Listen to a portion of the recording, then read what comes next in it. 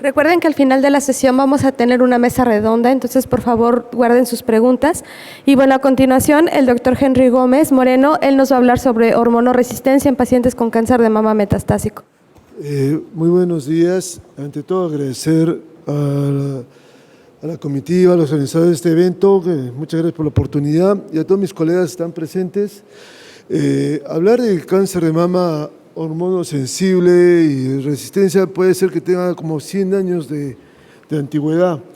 Y todos conocemos que los receptores estrogénicos han sido muy útiles, sin embargo, nos han ayudado con evitar la recurrencia en un 38% con tamoxifeno, han evitado la muerte en enfermedad avanzada un 30% y evitar el cáncer colateral un 40%, pero su valor predictivo positivo de poder ver cuán útil es la droga puede bajar hasta un 30% hasta 60%. Finalmente, hay un grupo grande de pacientes que van a recaer y van a fallecer por el cáncer. Otro conflicto que tenemos día a día, cuando consideramos un paciente luminal A, luminal B, de acuerdo a los estándares que tenemos en la práctica diaria, cuando es el receptor estrogénico positivo, progesterona positivo, HER2, y los niveles de K67, que es bastante controversial porque depende de la experiencia de nuestro patólogo en poder definir, incluso los grandes consensos o los grandes líderes de opinión no dicen con claridad. Para eso han aparecido las plataformas genómicas para poder ayudarnos a este punto. Sin embargo, lo más importante es poder comprender lo que dice el Atlas Genómico de Cáncer de Mama. Este Atlas Genómico que utiliza tumores primarios, es importante, no utiliza tumores metastásicos, sino primarios, ha determinado que hay diferencia entre el luminal A y el luminal B. El luminal A es más rico en mutaciones de P3 quinasa, el luminal B es más rico en mutaciones de P53, y acá vemos con claridad en la parte más baja, que todos podemos ingresar al artículo, el perfil habitual. Y acá lo tienen resumido. Como vemos, el luminal A tiene mayor compromiso de las proteínas de las ciclinas, tiene una alta expresión de receptor de RNA mensajero, al contrario del luminal B, que es baja la expresión del receptor del RNA mensajero y tiene genes de alta proliferación. El luminal A generalmente es diploidías, el luminal B es aneuploidías, y principalmente se ve que hay una hipermetilación en los pacientes, en los tumores que tienen luminal B. Todo esto tiene interés, porque estos finalmente son los blancos para los cuales vamos a tener que escuchar en el futuro cuáles van a ser el posible manejo. Acá vemos el más frecuente, lo que les he relatado del Atlas Genómico. Por otro lado, en forma casi simultánea, apareció una nueva taxonomía desde el punto de vista genómico y proteico de más de 2.000 tumores de cáncer de mama. Y acá proponía 10 subtipos diferentes para cáncer de mama. Dentro de esos 10 subtipos, hay 3 que son luminal B y uno de ellos bastante conflictivo que comparte ALG, y los dividimos acá. De estos 10 subtipos, los primeros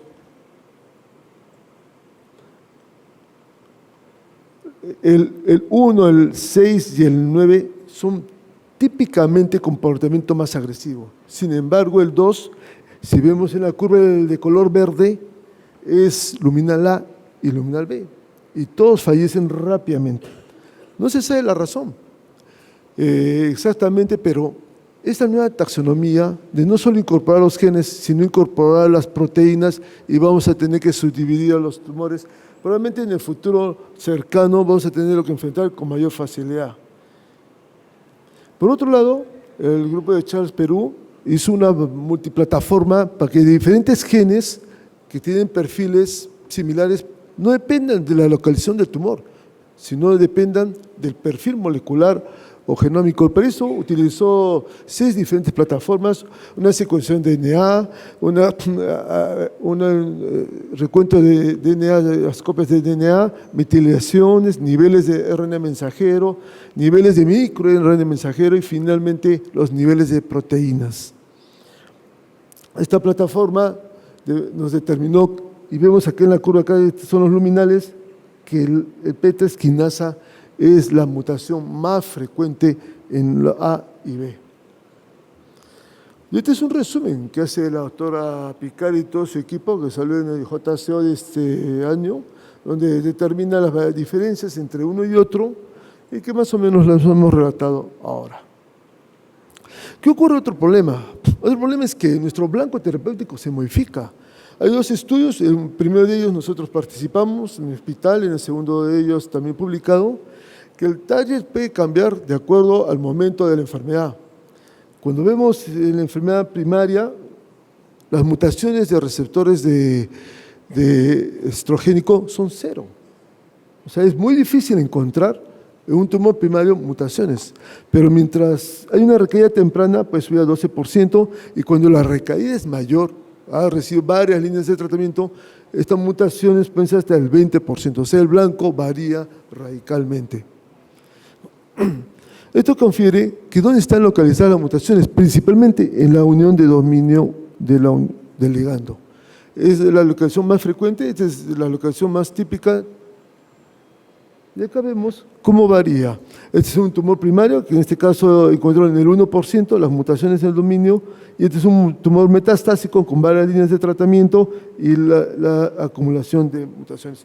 Esto puede verse a una selección propia, a una alteración por la quimioterapia, alteraciones por los tratamientos previos. Muchas son las preguntas, pero el mundo real es que cuando tratamos un paciente, el 20% de su receptor estrogénico está mutado cuando tiene varias líneas de tratamiento.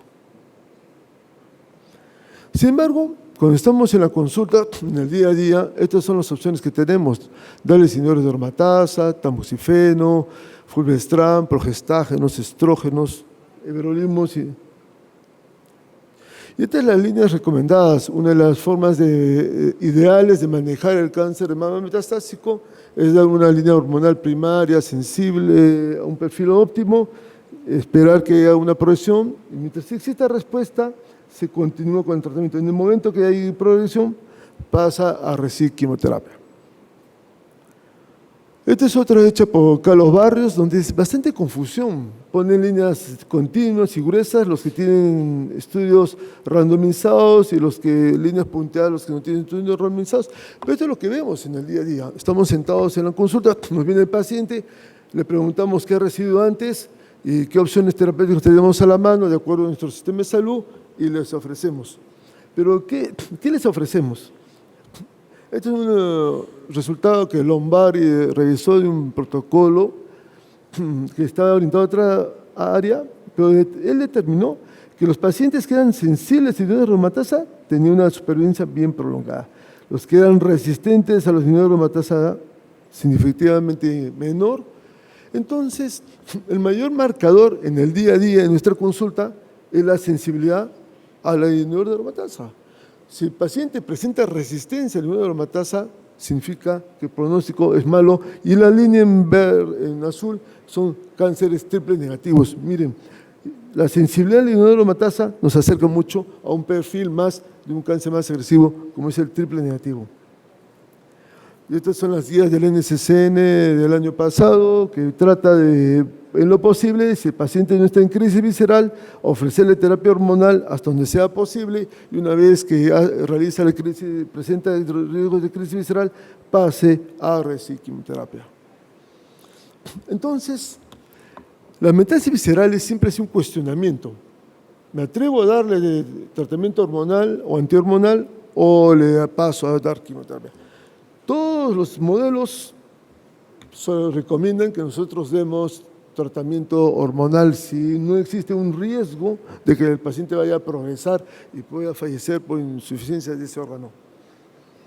Y este es el modelo del doctor Graychard, que trata de referir las cosas, pero yo no estoy tan de acuerdo. Yo creo que el mundo que vivimos no es eso exactamente. Eso solo refleja a los pacientes con sensibilidad hormonal y lo podemos determinar básicamente por sensibilidad e inhibidores de aromatasa.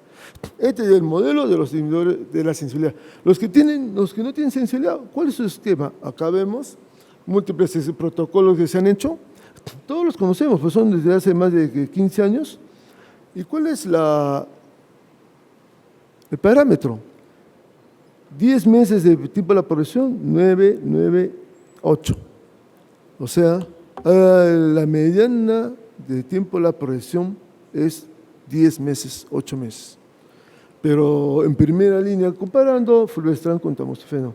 Pero cuando buscamos las segundas líneas, o sea, aquellos pacientes que progresaron al nivel de aromatasa y que tuvimos que darle tratamiento con rapidez, ¿qué ocurrió? Acá tenemos 3 protocolos que son bastante conocidos con fulvestrant. Nos dio fulvestrant exemestano, fulvestrant a 250, exemestano a la dosis estándar, 4 meses. 4 meses de esperanza de vida, o sea, casi nada. Otro protocolo, donde aumenta la dosis de fulvestrant a 500 versus 250, el 250 nos dio 5 meses, el otro 6 meses.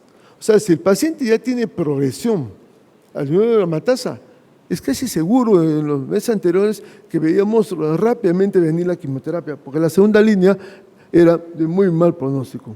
Y cuando utilizaban fulvestrant con anastrozol juntos o fulvestrant solo versus exemestano, es igual.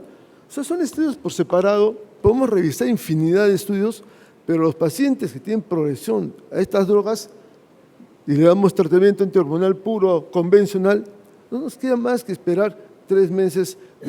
La única opción es que probablemente el paciente no tomó tratamiento de forma óptima, cuando se le administró el tratamiento y respondió, puede ser el caso, pero acá es evidente.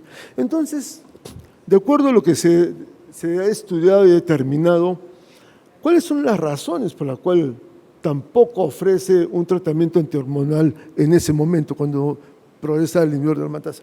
Las más conocidas, y de acuerdo a lo que hemos dicho, los inhibidores de P3 quinasa, las proteínas del ciclo celular, el eje del P53 más su proteína que es inhibitoria, el factor de crecimiento de los fibroblastos, la hipermetilación. Son 5 áreas que van a ser exploradas y que probablemente vamos a tener que decantar cuáles son útiles o no en el manejo de esta resistencia. Y estas son las drogas utilizadas. Las más utilizadas son los inhibidores P3 quinasa o mTOR, no puedo leer acá, estos son los inhibidores de insulino growth factor, los receptores de factores de fibroblasto y las proteínas del ciclo celular. En esa área es donde están enfocadas principalmente las líneas de investigación y la que vamos a revisar con mayor cuidado la P3 quinasa, que tiene el mayor éxito en la actualidad. Entonces, llegamos de nuevo al consultorio y nos llega este paciente que progresó a los 10 meses con cáncer de mama metastásico, recibió inhibidores de aromatasa. Da la impresión que si le doy tratamiento antihormonal, el tratamiento antihormonal no va a funcionar mucho porque ha progresado rápidamente, entonces le doy quimioterapia. Me queda la opción de la quimioterapia. Lo que muchas veces hemos hecho es hemos recurrido infinidad de veces, y encima si tiene enfermedad visceral, ¿qué hacemos en la consulta? ¿Es posible darle algo mejor que la quimioterapia al paciente? Se hicieron los primeros estudios con tancerolimos, que es un inhibidor mTOR, que todos lo conocemos. Sin embargo, este estudio fue un grupo de pacientes que eran de novo. Y los pacientes de novo no necesariamente, como hemos visto, no tienen los mismos daños genéticos que los pacientes metastásicos. El perfil del paciente con enfermedad metastásica varía, pueden compartir muchas cosas, pero puede variar. Y el estudio fue negativo, como vemos en la curva, no hubo beneficios y las justificaciones fueron principalmente porque no se enrolaron pacientes que no habían recibido tratamiento previamente y también porque la dosis puede hacer que no era la ideal, pero finalmente eran pacientes que no eran muy expuestos al tratamiento antihormonal y probablemente el beneficio no fue claro. Después apareció everolimus con el uso de tamoxifeno como un estudio de concepto. ¿Por qué razón? Porque se conocía que la P3 quinasa y todo su eje podían estar representados hasta en el 40% de estos pacientes con resistencia a inhibidores de aromatasa. Y acá vemos la resistencia a inhibidores de aromatasa y se ve significativamente la mejoría en beneficio clínico. Y la curva, ¿cuál es la curva? Si recordamos, los que nos dan la segunda línea es 4 a 5 meses, 5 meses de tamoxifeno. Es la curva de tratamiento antihormonal puro, pero el asociarlo con everolimus incrementó a casi 15 meses. Y 15 meses nos los puede dar una quimioterapia. No sé, vamos a ver. El otro estudio, que es el bastante publicitado y que lo he traído para recordar que todos lo conocen, es el de el Bolero 2, donde son pacientes que en tratamiento adyuvante o en metastásico progresan a niveles de aromatasa siguiendo unos criterios de recurrencia. Y ya todos conocemos las dosis, el objetivo primario. Vemos que la mitad de los pacientes, 60%, tuvieron enfermedad visceral, tuvieron criterios de resistencia de acuerdo a la BCE, el 84%, y finalmente vemos con claridad que beneficia a estos pacientes resistentes a inhibidores de aromatasa. 4 meses es lo que nos da toda la literatura, y con el exemestano asociado a everolimus 11 meses claramente. Todos los subgrupos se beneficiaron por edad, por performance status y también por la presencia o no de metástasis viscerales. Absolutamente todos los subgrupos se beneficiaron. Y acá vemos también los beneficios en el periodo libre de presión, independiente.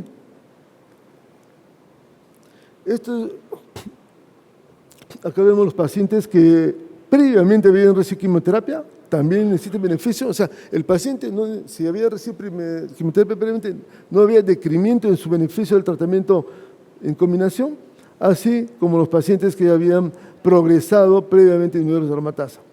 No había diferencia. Y acá las diferencias en enfermedad visceral, enfermedad no visceral y solo enfermedad ósea. Todos los settings beneficiaban. El beneficio clínico también es claro. Y desafortunadamente, en este año en Escocia, en el último Congreso Europeo, salen los resultados que estadísticamente no es significativa la sobrevida global. Sin embargo, hay 4 meses de diferencia entre uno y otro grupo. Entonces, la toxicidad, no se puede ver bien desde acá. Estos son los tratamientos que se administraron posteriormente. Se ve un grupo que el que recibió la doble terapia existía 10% menos de frecuencia de uso de quimioterapia. Esto es muy importante. Y finalmente, los eventos están claramente demostrados que el uso de la quimioterapia se retrasó en forma sustancial. Todos conocemos que la mayor toxicidad de la combinación fue la toxicidad principalmente en mucosas, para la cual hay manejo proactivo, así como el rash y la fatiga, que es cuestión de explicarle al paciente cómo manejarla. Por otro lado, también se vio la calidad de vida mejoró en este subgrupo de pacientes, y acá vemos las curvas de esta calidad de vida. Este grupo de pacientes que suspendieron precozmente el tratamiento, pésima calidad, fueron los que habitualmente tratamos. Los pacientes reciben con criterios de hormonoresistencia, reciben una segunda línea de hormoterapia y fracasan, y esto es no por la toxicidad, sino por la carga tumoral del paciente. Lo vamos a ver más claramente acá. Y acá este es el beneficio que aliviamos al paciente en disminuir. El peor síntoma siempre es la enfermedad. Y si la enfermedad se manifiesta y va progresando, ya no es toxicidad básicamente de la droga, sino de los efectos colaterales del tratamiento. Bueno, hemos llegado rápidamente a que esta es una droga nueva, necesitamos información científica novedosa acerca de los marcadores, pero ¿cómo podemos hacer un crossover entre la clínica, que es la que manda todos los días, la que hacemos la práctica diaria cuando enfrentamos al paciente, y la información que tenemos en esto? Acá vemos las características de los beneficios clínicos que hemos relatado. Y el doctor Ortobay, y la doctora Job Rugo y la doctora Picar han presentado en varios mítines estos resultados de las alteraciones genéticas y la eficacia de esta combinación. Se ha hecho secuenciación de estos tumores. Acá vemos los tumores estándar, los pacientes que ingresaron al protocolo, y en punteado los pacientes que fueron evaluados, igualmente los pacientes del brazo control, solo con exemestane, y en punteado los pacientes evaluados. Y vemos que las diferencias de las hazard ratio no fueron significativas. Vemos acá el número de sincronizaciones y amplificaciones que se encontraron, y acá los daños genéticos. Acá existe una crítica, que solo se ha utilizado el análisis genético de los blancos terapéuticos de la droga, no así de otros marcadores que existen, como el GATA3, que es fundamental. Y vamos a ver qué pasó. Vemos que en todos los beneficios se agruparon los pacientes de acuerdo a la vía. Los P3 quinasa en este grupo, las proteínas relacionadas al ciclo celular, las proteínas relacionadas al P53 su inhibidor y al fibroblasto, factor de fibroblasto de crecimiento. Y vemos que esta es la vía del P3 quinasa, no se altera. O sea, si un paciente tiene una mutación, no disminuye la toxicidad, no disminuye la eficacia, pero ligeramente decae. Y cuando se trata de exemestano solo, cae más rápido.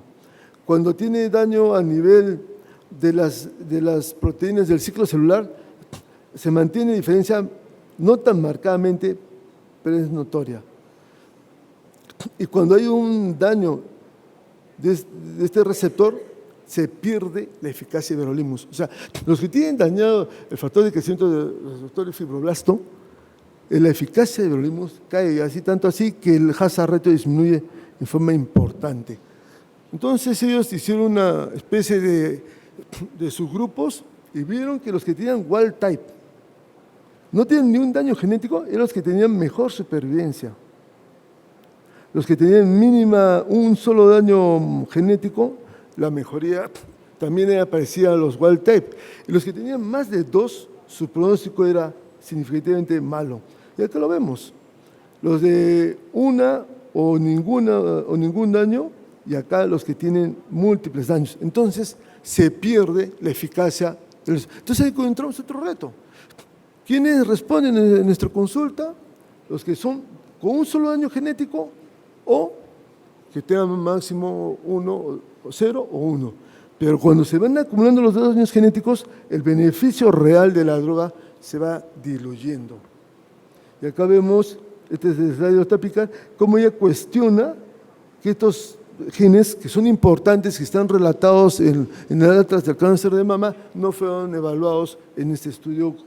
Sin embargo, acá vemos una cosa interesante, las mutaciones del receptor de estrógeno, y se confirma, el número de mutaciones se va incrementando mientras progresa el tumor.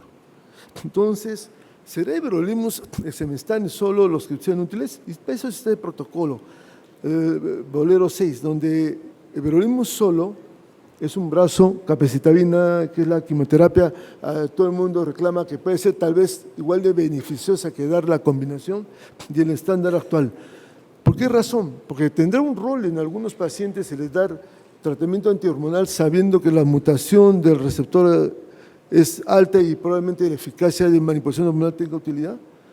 Todas estas preguntas van a ser respondidas progresivamente y acá vemos el plan de trabajo de todas estas drogas para la enfermedad avanzada que de poco a poco saldrán el resultado y bueno, las preguntas que existan las podemos conversar en la mesa. Muchas gracias.